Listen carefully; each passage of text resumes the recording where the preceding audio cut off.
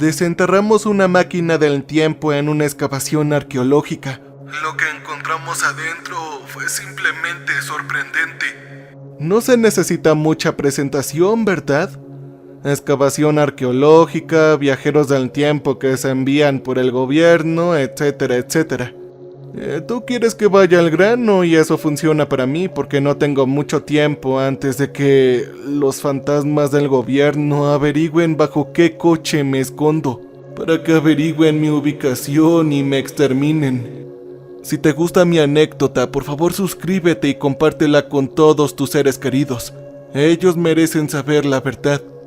Para empezar, no me molestaré en contarte cómo me gradué de Oxford o cómo me sacaron de mi excavación anterior rescatando al Buda Baniyam en Afganistán cuando los Estados Unidos y compañía se retiraron. Todo lo que necesitas saber es que yo fui con ellos y así es como me encontré a unas 50 millas al suroeste de Las Vegas, mirando una escotilla de metal nacarada.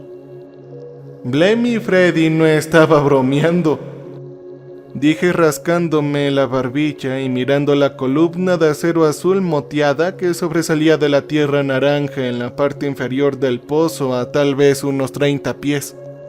A pesar de que estaba acostumbrado al sol naciente de mi tiempo en las tierras altas de Hazarajat, la sombra y la frescura del pozo eran bienvenidas cuando Freddy y yo habíamos estado ahí. «Te lo dije», dijo Freddy quitándose la gorra de camionero maltratada para rascarse la cabeza calva. «Es como una especie de maldito platillo volador, o al menos eso es lo que dicen los rumores». Yo no sé nada de una nave espacial alienígena, pero definitivamente es más antigua que cualquier construcción de metal enterrada aquí. Y eso nos da algún tipo de derecho. Leona se puso de pie quitándose el polvo de las rodillas y se alejó de la columna del tamaño de un barril de aceite con su techo de escotilla de bloqueo de rueda. Ella me saludó con un cálido abrazo, en cambio a Freddy solo le frunció el ceño. Esto no fue sorprendente. Leona y yo habíamos sido estudiantes universitarios juntos en Oxford. En cambio, Leona y Freddy se habían conocido solo el día anterior cuando su universidad actual la había llamado por el teléfono. Ella me había contactado cuando llegó porque la habían comunicado la semana anterior para hacerle saber que estaba a salvo fuera de Afganistán. Yo estuve de acuerdo por cómo Freddy encontró el objeto, o más exactamente porque había estado desenterrando el tramo remoto del desierto que de alguna manera había llegado a poseer. Le había dicho a la Universidad de Leona que había encontrado un mapa del tesoro. ¿Puedes creerlo? Era dueño de una casa en el mismo terreno. Mientras renovaba la propiedad remota, encontró el mapa y las coordenadas escondidas debajo de algunas tablas de su suelo. El bastardo hace solo 3 días había alquilado una excavadora y comenzó a ir a la ciudad hasta que encontró la escotilla. Él les había dicho a la universidad que había encontrado un objeto volador no identificado. La universidad le dijo a Leona que todavía les debía la adicción a los opoides recetados y los mantendría en silencio. Ella me contó muchas palabrotas en francés. Le dije que conseguiría el próximo ticket de avión desde Wisconsin una vez que terminara de ser procesado en Fort McCoy. Sí, puede que estés un poco confundido, lo lamento. Pero todo lo que necesitas saber es que todos estaban cuando llegó Scott, a quien ninguno de nosotros conocía. Ansa quitó los auriculares y apagó el detector de metales que había estado llevando. Definitivamente no es un platillo, dijo rascándose la barba. Donde quiera que esto lleve, saldrá en una sola dirección. No hay señal alrededor de ningún borde de este lugar excepto donde estás parado. Justo ahí. Si esto es una especie de máquina o nave, estará en la nariz. Hizo un gesto con un pulgar sobre su hombro hasta la escotilla y sus palabras se entrelazaron con un toque de tono de chicle. ¿Es como un barco pirata o algo así?, Freddy preguntó levantando una ceja. La cosa enterrada en su tierra no era un ovni como el que su abuelo estaba ahí cuando lo encontraron en Roswell. Más bien es como un submarino apuesto. Eso sí es un barco al menos. Más probablemente sea solo un búnker dejado aquí por algún preparador durante la Guerra Fría. Eso supongo. ¿Un búnker que tiene más de 5000 años? No puedo creerlo. Leona tenía las manos en sus caderas y la cara de pelo gris incrédula. Yo he visto mucho metal enterrado. No sé de qué está hecha esta cosa, pero parece de acero. ¿Sabes cuánto tiempo tarda el acero en oxidarse cuando está enterrado en un lugar tan seco como el desierto? No seas tonto, dijo Leona. No podía ver los ojos de Scott detrás de las gafas de sol, pero parecían intimidados. Había pasado décadas desde que hice que la impaciente Leona jurara con su lengua materna, pero todavía recordaba la experiencia de cómo se sentía. Yo sentí pena por Scott.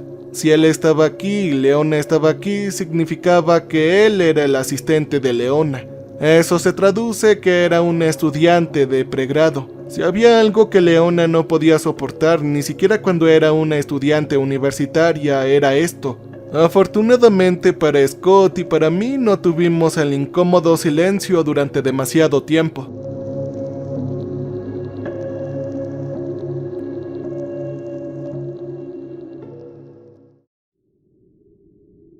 Un ruido estridente fue ensordecedor tan pronto como comenzó. ¡Oh, carajos! ¡No puede ser! Freddy metió un brazo en una bolsa de lona en la base de las escaleras del agujero. Cuando se levantó de nuevo, la extremidad carnosa sostenía una escopeta. Antes de que los tres académicos pudiéramos registrar lo que estaba pasando, Freddy tenía el barril apuntando a la columna de acero nacarado corroída. Oh, esto debe ser muy bien un búnker de la Guerra Fría, malditos estudiantes. Leona se tiró al borde del agujero gritando, agarrando a Scott por el brazo y llevándolo con ella mientras ella caía. Se tiraron al suelo justo a tiempo para evitar ser volados por el espeso vapor proyectado desde las 3/5 partes del borde de la escotilla. Si tan solo Freddy y yo no estuviéramos una fracción a la derecha, habríamos tenido que hacer lo mismo. Sin embargo, me agaché de todos modos, solo por el repentino silbido gaseoso agudo desencadenado. Todo en respuesta sintonizada de la lucha huida que había perfeccionado en Afganistán. No fue hasta que miré hacia arriba que me di cuenta de lo afortunado que era Scott de que Leona hubiera desarrollado los mismos sentidos durante el tiempo que había pasado ahí conmigo. Todo viviendo bajo la amenaza constante de cohetes, granadas y disparos. El humo plano, casi de vapor, llegó hasta las paredes del agujero. Una vez que disminuyó después de unos segundos de ruido, la arena y la roca, densamente llenas, ya no eran de roca ni arena. Más bien, era de cristal. Era vidrio brillante ligeramente aún refrescante. «¡Hey, gracias, genio!», murmuró Scott poniéndose de pie una vez que la escotilla había dejado de hacer ruido. La mirada tímida que imaginaba detrás de esas gafas de sol oscuras solo había empeorado. «¡Nunca lo menciones!». Leona ya estaba de pie una vez más limpiando el polvo de sus caquis. Ella se giró hacia Freddy y le dijo: «Por favor, Freddy, baja la maldita arma, no seas ridículo». Freddy solamente escupió saliva en la tierra naranja. «Al diablos, yo no lo haré. No voy a dejar que ninguna criatura de otro planeta nos ataque y no tengamos otra manera de defendernos». «Ah, carajo, Freddy, por favor, con lo que sea que estemos lidiando aquí, no creo que sea un maldito monstruo». De repente sonó un golpe dentro del acero. Solo Freddy no se había arrojado de vuelta al suelo. Él levantó la escopeta apuntando por las miras a la rueda oxidada que giraba en el centro de la escotilla. Leona, Scott y yo solo podíamos observar hacia arriba la columna de acero corroída, mientras la cerradura se desenroscaba. Se giró durante 30 largos segundos con engranajes y engranajes invisibles moliéndose por primera vez en, según la evaluación de Leona, milenios. Leona ya no protestaba. Ella se había quedado sin palabras en francés o en inglés. Estaba mirando con los ojos bien abiertos a la escotilla, al igual que los hombres del agujero, demasiado sorprendida como para hablar. Ni siquiera tenía palabras cuando hubo un segundo golpe fuerte, seguido de un fuerte crujido. El ardiente profesor de arqueología se quedó en silencio, incluso cuando la placa circular oxidada comenzó a abrirse en sus gruesas bisagras antiguas. Sin embargo, no necesitaba palabras cuando se abrió completamente con un último giro energético. Ninguno de nosotros lo hizo. Estábamos demasiado ocupados gritando. Fue entonces cuando me enteré de que Freddy no era un hombre que alguien se quisiera entrometer. Escuché el clic de él preparando su arma en el instante en que aparecieron los dos juegos de dedos cubiertos de goma en el borde. Gruñeron al unísono con la parte superior de una cabeza con casco emergiendo, pero Freddy ya había disparado antes de que tuviera la oportunidad de conocer cualquier detalle de la figura sacándose del abismo. ¡Carajo, Freddy! Pero si eres tonto, no parecen monstruos, más bien parecen humanos, dijo Leona. Tras ese disparo, nosotros gritamos de nuevo. Escuchamos el golpe metálico distante del cuerpo sin cabeza golpeando la parte inferior del eje dentro del agujero, pero no antes de que tuviéramos tiempo de ver la sangre y el vidrio de nuestras caras conmocionadas y limpiarlas. ¡Vamos a ver!, gritó Freddy con una sonrisa, mirando el desorden de hueso, vidrio y muchas tripas, plástico incluso en la pared opuesta. Yo les dije que habría un monstruo espacial. Ahora cómo les quedó el ojo, ¿ah? ¡Ew! Esta sangre sí que debe ser humana de verdad para un monstruo espacial. ¿Estás tonto o qué? Scott todavía estaba acostado en el suelo escupiendo dramáticamente y limpiando manchas de salpicaduras de su perilla. ¿Qué? Solo estoy diciendo lo que todos estamos pensando, añadió cuando vio las expresiones horrorizadas de Leona y de mí. Sin embargo, yo no podía discutir con el hombre.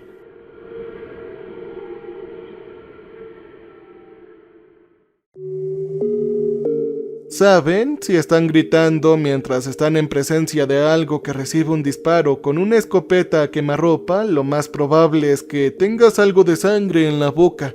Yo también reconocía el sabor cobrizo en mi lengua.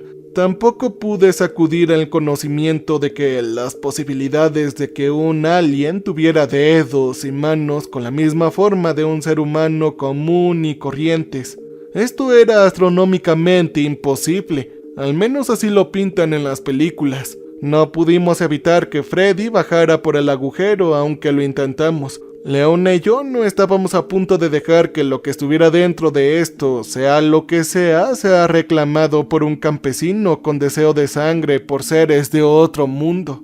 Scott también vino, pero no tuvo otra opción porque cuando protestó, Leona le dijo palabrotas en francés y ese fue el final de la discusión. Estuvimos bajando la escalera durante unos 2 minutos antes de llegar al fondo. Menos mal que empaqué linternas, ¿no?, dije. Por supuesto, Freddy tenía 3 linternas con pilas en la bolsa de lona que había colgado sobre su hombro antes de subir a la escotilla. De hecho, esto también fue algo bueno, porque el espacio en la parte inferior era tan oscuro, aparte de los delgados rayos del sol de Nevada capaces de encontrar su camino hasta acá por el agujero. Scott vomitó cuando encontraron a la cosa, e incluso Freddy dejó salir un santo cielo, seguido de un agudo toma de aliento. La figura que Freddy le había disparado se había roto en varias extremidades mientras caía por el agujero. Unos cuantos más aterrizaron en la parte inferior. Habían algunos huesos afilados atravesando su traje de goma oscuro. Él ya no tenía cabeza porque, como recordarás, Freddy, nuestro amigo genio, había eviscerado su cabeza con un solo golpe de bala. Lo que quedaba de la mandíbula inferior, el cuello y la base del cráneo estaba rodeada por los restos de un casco grueso de aspecto de plástico. El interior estaba forrado con un gel verde lima y varias tuberías y cables deshilachados corrían desde el interior hacia un tubo grueso. El enchufe donde se habría conectado este tubo se había perdido de la escopeta de Freddy, pero el paquete lleno de fluidos con el cable y el cable lleno de tubería que se arrastraba me permitió pintar un cuadro áspero. Una escena que confirmaría nuestras teorías en unos momentos después que empezáramos a explorar el resto de la cosa. Sin embargo, lo que me sorprendió de la figura, lo que me hizo gritar y a Leona sujetar un par de manos en su boca, fue la insignia del nombre en el pecho del cadáver femenino sin cabeza. Ella estaba angustiosamente humana. La placa decía Ipset, doctora Harper Girard. «Oye, ¿tú la conocías?», preguntó Freddy pinchando el cuerpo con su arma. «Sí, lo hacemos». Leona y yo respondimos al mismo tiempo, dándonos un vistazo incómodo e inmediatamente después. Freddy, nuestro compañero, parecía muy confundido. «Carajo. Bueno, seguramente la universidad envió algunos papeles después de todo», yo expliqué. «Esta era una compañera de nuestro colegio». Freddy se encogió de hombros. «Sí, ella podría haber sido, pero seré honesto. Solo sabía que estaban enviando a algunos científicos a husmear y firmar el papel que decía que habían encontrado, un ovni de buena fe». Leona puso los ojos en blanco antes de girarse hacia mí. «¿Qué crees que significan las palabras, Ipset? Tengo miedo, Robert». «Sí, lo sé, yo también», respondí. «Reconozco esas caderas, son de...» «Sí, lo sé», le dije una vez más con un tono un poco más elevado de voz. No podía soportar escuchar en voz alta la observación que ambos habíamos hecho esto. Yo también reconocí esas caderas. Había pasado toda una noche mirándolas en una pista de baile hace muchas décadas. Fue la primera noche de amistad de Leona y de mí con beneficios. Ambos intentamos ignorar nuestros crecientes miedos mientras husmeábamos la entrada de esta máquina. La palabra Ipset no significaba nada para mí en ese momento. No fue hasta que mi linterna iluminó algunos carteles en la pared oxidada deletreando la siguiente frase: Instituto de Ciencia, Eventos y Tecnología Paranaturales, que incluso supe que era un acrónimo. Aparte de esta información reveladora, la habitación estaba bastante vacía, excepto por un estante que contenía otro traje del mismo tipo que había llevado la doctora Harper Girard. Scott había tenido razón, la escotilla nos había llevado aquí abajo. La habitación tenía una especie de forma de triángulo afilada como una nariz con el almacenamiento del traje en la pared delgada en un extremo. El más ancho en el otro no tenía características excepto por una puerta y un teclado. El teclado era una especie de escáner de huellas dactilares. Su pantalla todavía estaba medio iluminada a pesar del óxido y la pintura astillada de las paredes y las rejillas del suelo. La pequeña luz LED parpadeó en rojo con Freddy y Scott presionando sus pulgares en la superficie. Con un débil pip se puso verde para Leona, lo que provocó un trago de saliva. Su mano se abrió camino en la mía cuando la puerta de acero sisió y se deslizó, algo que no había sucedido en mucho tiempo. ¡Carajos!, gritó Freddy cuando colectivamente habíamos tenido suficiente tiempo para tratar de darle sentido a esta habitación más allá. ¿Todavía no creen que esto sea un objeto no identificado? ¿Es en serio? No, la verdad no creo que tengas razón. Esto no parece nada una nave, respondió Scott con una voz débil y tranquila. Leona y yo intercambiamos una mirada lateral cuando dimos los primeros pasos a través del umbral. ¿Una nave con carteles en la pared en inglés tan sencillo? ¡Ja! ¿Seres de otro planeta con nombres tan comunes como la doctora Harper Girard? Esto no tenía sentido, era una estupidez, como diría Leona.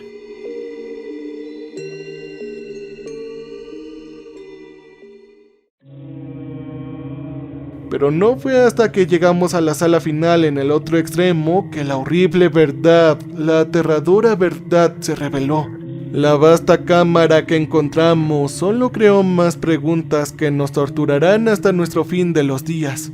No hace falta decir que ninguno de mis conocimientos sobre las civilizaciones antiguas era útil. Dejé de confiar en la experiencia previa en el momento en que vi la escotilla. En esta región de América del Norte esperarías estar excavando sitios sagrados perdidos de Gossit y Panamint, no antiguos vasos de acero que de alguna manera están oxidados y más avanzados tecnológicamente que cualquier cosa que se haya visto antes. La sección central de la cosa se utilizaba principalmente como algún tipo de bahía de almacenamiento por el aspecto de las cosas. Esto es lo que podríamos hacer.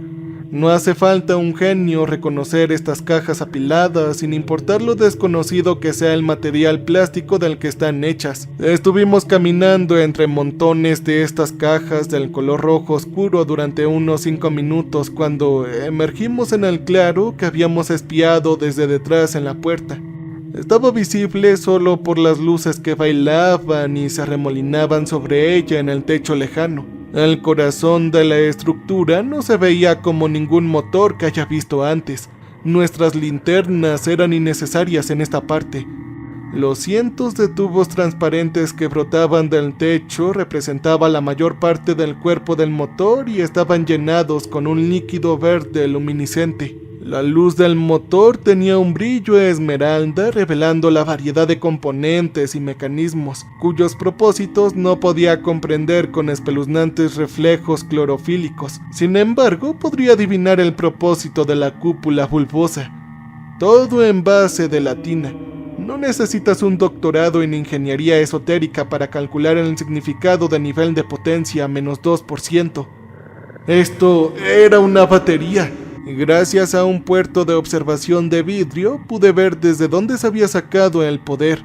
Pude verlo, pero no estoy seguro de poder creerlo. Todavía no estoy seguro de quererlo. En él había un hombre dentro, un hombre que llevaba una máscara azul moteada del mismo metal nacarado que la escotilla, aunque sin el óxido ni la corrosión. Estaba en perfectas condiciones. Un hombre suspendido en un fluido claro y burbujeante conectado al motor por los tubos brillantes que corrían desde él hasta los conductos ocultos en el techo de esta cosa. Un hombre que, como podíamos escuchar incluso a través del grueso vidrio y la máscara de acero azul, estaba respirando. No puedo decirte exactamente cuántos años tenía. Es por eso que los 4 empezamos a gritar cuando lo vimos. Su edad seguía cambiando. Estaba parpadeando, entraba y salía gradualmente, cada pocos segundos mientras observábamos a intervalos completamente aleatorios.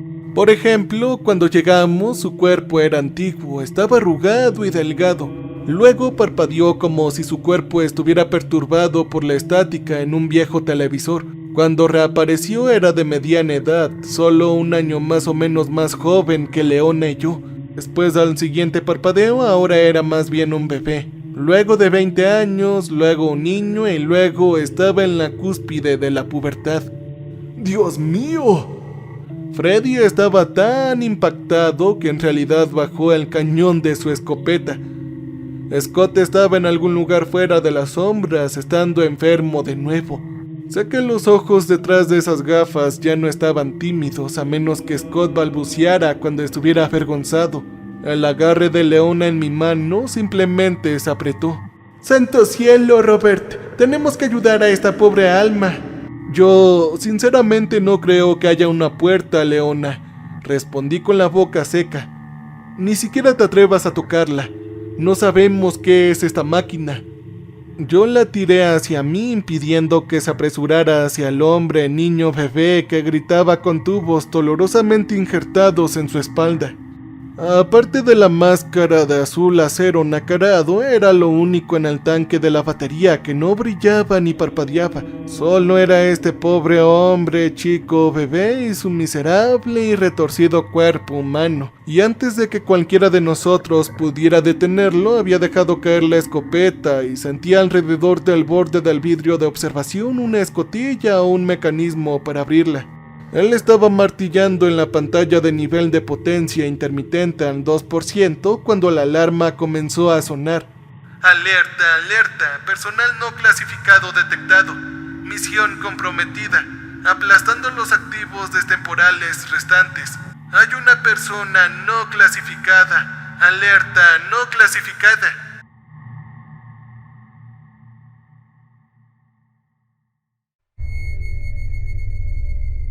La oscuridad a nuestro alrededor estaba atravesada ahora con iluminación roja y un color verde esmeralda. De repente, un timbre estridente empezó a hablar desde altavoces ocultos. compitiendo con el mensaje de seguridad repetido para ver cuál podría ensartarnos primero. Incluso Scott tuvo que dejar de vomitar para meter los dedos en sus orejas. Sentí que las manos de Leona dejaban a las mías, aunque no estoy seguro de quién dejó ir a quién. Desde algún lugar hacia adelante de la oscuridad, desde las profundidades de la estructura que aún no habíamos explorado, podía escuchar los gritos de un hombre incluso por encima del atenco. Debido a lo que les pasó a Freddy y a Scott, mis propios gritos pronto se unieron a los suyos. Tan pronto como el mensaje se repitió 2 veces, docenas de ganchos finos en un cable de acero en forma de cuerda se dispararon desde el suelo alrededor de ambos. Ambos gritaron mientras estas cosas con púas en miniatura encontraban su piel. Mis oídos empezaron a retumbar cuando tuve que quitarle mi mano. Pero si no lo hubiera hecho, no podría haber retenido a Leona cuando los cables estaban en su cuerpo. Nunca podré olvidar la cara de Freddy cuando las docenas de ganchos se rompieron contra el suelo. Nunca olvidaré sus gritos, ya que las púas se llevaron trozos de su carne con ellos. Pero lo que más me perturba son las lágrimas de Scott. La forma en que pude verlo hablar por su madre, incluso después de que uno de los microarpones neumáticos le arrancara el labio inferior de la cara, dejando los dientes, además de las encías y la mandíbula expuesta para mostrarlo. La segunda ola de ganchos siguió a la primera, e igual de rápida, desatando secciones enteras del cuerpo de Freddy y Scott. Para cuando terminó el ataque de fuego rápido de las púas y el cable, Leona estaba llorando, retrocediendo en una esquina. Ella estaba haciendo todo lo posible por enterrarse para siempre en mi pecho. El mecanismo de defensa de la máquina trabajó a través de ambos hombres como una manada de pirañas, convirtiendo a mis amigos en una nube de niebla roja y esqueletos brillantes de mandíbula floja en unos pocos minutos. Sin embargo, estos ganchos no se detuvieron ahí. ¡Oh, no! Continuaron disparando, cavando, cortando y aplastando huesos hasta que no quedó nada de mis compañeros estadounidenses en nuestro lugar. Los activos destemporales restantes se eliminaron. Misión comprometida. Informe de infracción presentado.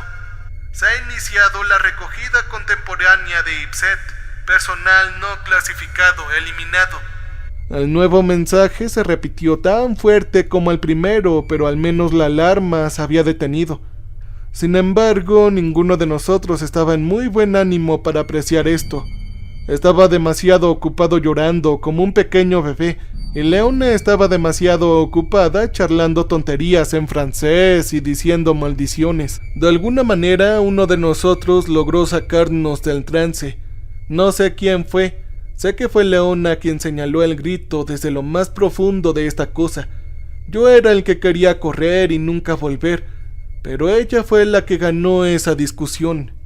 Así que nos encontrábamos después de otros 5 minutos caminando entre más filas de cajas de color rojo oscuro en una segunda puerta. Creo que de alguna manera sabía incluso entonces lo que pasaría cuando le pusiera el pulgar. Sin embargo, todavía fue suficiente para hacerme gritar. La vista de esa puerta que se desbloqueaba me llenó de temor y horror solo después de eso, generado por el contenido de la habitación más allá. Era un dormitorio, un jodido dormitorio mal iluminado, pero notablemente limpio y no estaba oxidado. También había una cama doble contra la pared, un escritorio y una pequeña sección de azulejos en una esquina con una cortina para ocultar un espacio combinado de ducha, inodoro y, bueno, fregadero. También era un dormitorio en el que alguien había vivido. Habían bolígrafos en el escritorio, un bloc de notas y un sándwich medio comido sin moho. Había un libro rojo boca abajo en una almohadilla y una taza de café al vapor en una de las mesitas de noche. Incluso había un microondas en una pared. Habían fotografías junto al microondas sujetadas con imanes de plástico a una caja de metal voluminosa que supongo que era una nevera. Yo reconocí a la gente de esas fotos, a pesar de que sus caras eran más viejas que cuando yo las había visto. Leona también. Ella conocía a la mujer con el pelo ligeramente más gris que el suyo. Estaba con un equipo de científicos en la escuela, tanto como conocía a la misma mujer, aún más gris, con un modesto vestido de novia que estaba al lado del hombre que reconocía en la otra foto.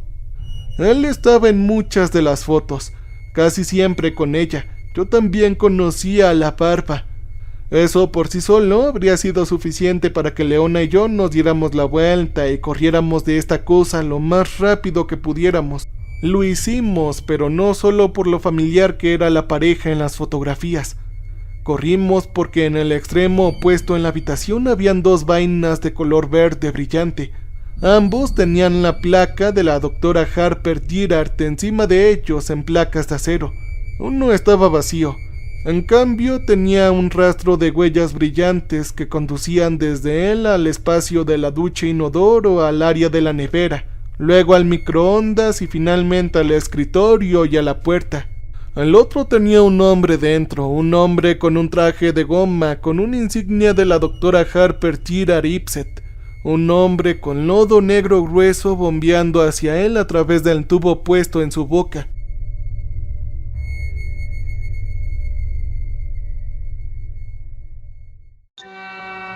A pesar de que sus ojos estaban cruzados, había sangre saliendo de sus fosas nasales y baba como alquitrán acumulándose en su barbilla. Yo conocía su cara tan bien como la mía, porque a pesar de algunas arrugas más y un poco más de calvicie masculina, lo era. Habíamos estado corriendo tan duro y rápido que ambos tuvimos que parar y recuperarnos cuando nos encontramos de nuevo en el agujero.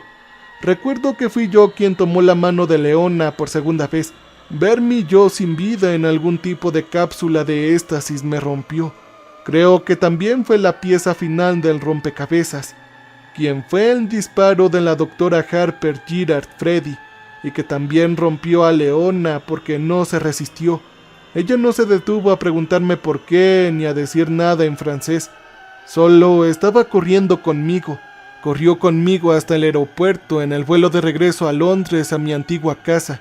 Ella ha estado corriendo conmigo desde que los agentes de Ipset aparecieron fuera de nuestra casa, a pesar de que cambiamos nuestros nombres e hicimos todo lo posible para quemar cada rastro de papel. Ella estuvo corriendo conmigo hasta temprano esta mañana cuando finalmente la consiguieron. Nos hemos estado moviendo por el Reino Unido durante los últimos 4 años. Pensamos que íbamos a estar seguros en algún lugar tan remoto y olvidado como Dovercourt, pero nos equivocamos. Están casi en el coche bajo el que me estoy escondiendo ahora.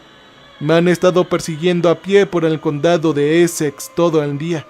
Ahora es casi medianoche, estoy tan cansado. Parte de mí piensa que debería ceder, pero no lo haré. Ellos siguen diciendo que solo quieren hablar, hacer un par de preguntas sobre lo que habíamos visto en Nevada. Siguen diciéndome que Leona está a salvo. Yo les creo, pero todavía no quiero verla. Sé que una vez que lo haga, todo estará bien y de alguna manera en unos años me encontraré aceptando estar congelado en esa maldita máquina del tiempo. Alguien, probablemente Leona, me convencerá de que si podemos fijar la fecha de despertar un poco antes, podremos cambiar las cosas esta vez. Habrá alguna razón por la que también tengamos que volver. Algún evento de apocalipsis tan perturbador, tan horrible que gente decente como Leona y yo aceptaremos viajar en una máquina del tiempo impulsada por un humano temporalmente desplazado con una máscara arcana azulada. Por eso me estoy escondiendo. El destino me ha llamado, pero no quiero responder. No quiero unirme al equipo Ipset.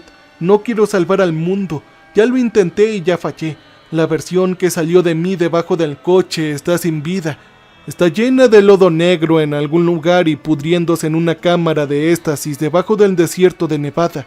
Sé que no será diferente cuando sea mi turno. Si estás escuchando esto, por favor, de alguna manera, ofrécete como voluntario. Sé que uno de nosotros estará lo suficientemente valiente como para querer probar esta misión suicida en mi lugar. Sé que habrá muchos de ustedes que odian sus propias vidas mundanas lo suficiente como para separar el rompecabezas Ipset, para dar el propósito de su vida sacrificándola para evitar lo que sea este apocalipsis. Puede que odies tu vida lo suficiente como para querer eso, Yo no. Solo me quedan unas pocas décadas antes de ser oficialmente viejo. Yo quiero pasarlos con Leona. Simplemente no así. No quiero fallecer como un activo destemporal. No quiero pasar mis últimos segundos con un líquido de purga tóxico que se descarga a través de mi sistema y me asfixia y tengo agonía. Solo porque mi yo más joven permita a Freddy poner en marcha una prueba de fallos de seguridad. No quiero despedirme de Leona en el futuro sabiendo lo que pasa cuando abre la escotilla en el pasado.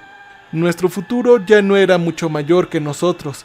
Finalmente nos habíamos encontrado después de todas estas décadas. Nos merecemos más tiempo. No es justo. Sé que soy un maldito cobarde y no me avergüenzo de esto. No quiero fallecer como mi yo del futuro, frío y solo, fuera de mi propio presente. Yo me niego a que sea ese mi destino. No soy un maldito mártir, ni un salvador, ni algún tipo de crononauta. Solo soy un chico, un tipo asustado e indefenso, escondido debajo de su coche. Por favor, que alguien más dé un paso adelante y sea el héroe trágico de esta historia. Nunca pedí descubrir mi futuro yo en una máquina del tiempo, en una excavación arqueológica. Si estás dispuesto a hacer esta misión, por favor déjame un comentario y yo te contactaré después. Pero si no lo haces o no estás dispuesto, por favor también déjame un mensaje alentándome. Quiero que me dejes un mensaje motivador para que yo lo logre hacer. Cambio y fuera.